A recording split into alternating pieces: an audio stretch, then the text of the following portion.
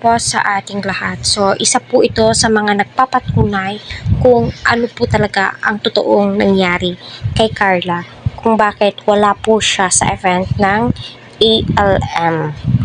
So, shout out po sa mga supporters ng Jomcar. Stay positive lang po, kasi may nararamdaman po itong si baby girl.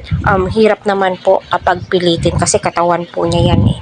Diba? Siya po ang nakakaalam kung ano po talaga, and marami po ang saksi sa mga nangyayari, lalong-lalo na po ang kay Angels, may nagpatunay po iyan. Kaya think positive lamang po tayo, tuloy na tuloy ang Jomcar. My God, huwag po tayong madi-disappoint talaga kasi hindi naman po natin pwedeng obligahin itong si Carla baka ano po yung mangyari sa kanya. So sino yung mananagot, di po ba? Kaya intindihin na lamang po natin at lawakan po natin ang ating pag-iisip. Kaya patuloy po natin suportahan si Kalinga Prab, Kuya Val at ang buong team. Huwag po natin skip ang kanilang ads para sa ganon ay marami pa pong kababayan po natin at syempre ang kanilang matulungan. So panoorin po natin. Hindi ko lang po alam kung makakatid po kasi mukhang may sakit. Ano ba si Carla? May sakit? May sakit ba? So, ayun nga po, no. Yes, may sakit nga po talaga itong si Carla. Hindi po siya nag-artista-artistahan lamang po. Hindi po siya nagpapanggap.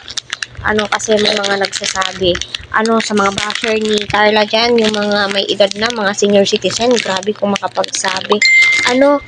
Na kahit ano na lamang yung mga sinasabi nila, no?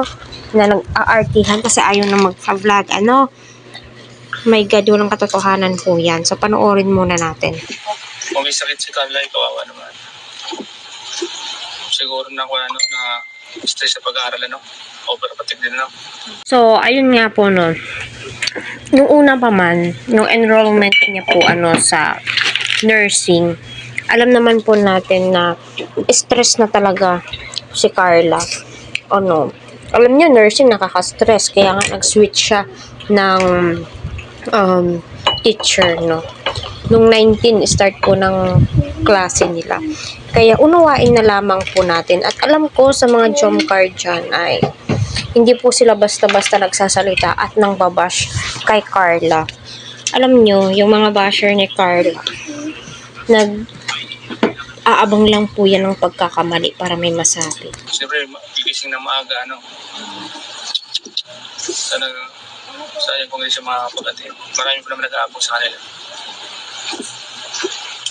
May sakit po si Carla, mga kalingap. Sana gumaling na po si Carla at makainom ng gamot. Hindi ko po sure, mga kalingap, kung makakasama si Carla kasi andun daw po sa boarding house at ay nararamdaman. Siguro po sa klima ng panahon dito sa Daet. Maulan, mainit po kasi dito. Maulan, mainit. Siyempre yung mga estudyante ay exposed sa school. Init, tapos ulan, bigla. Tapos ng sipon, trangkaso. So, ayun po, no. Sana ay maliwanagan po kayo. Maliwanagan po tayo. May sakit lamang po si Carla at ipagdarasal po natin na siya ay gumaling na po.